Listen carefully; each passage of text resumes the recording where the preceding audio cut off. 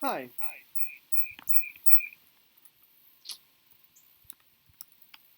it's me Nate, and I'm here to show you how to run the Python game that I wrote with Terminal on a MacBook instead of IDLE. Alright, so when you pull up Terminal, you're going to see this. I have a little bit set up for me, but see this, okay? You type CD for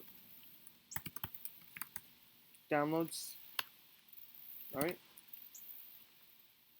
Then you need to find the Oregon Trail master file, which will be this. If you can see the other video on how to download it.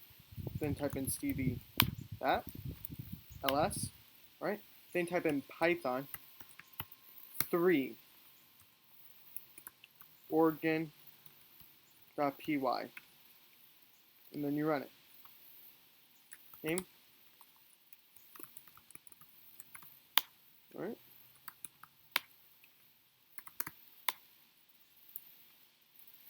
Well, this is it.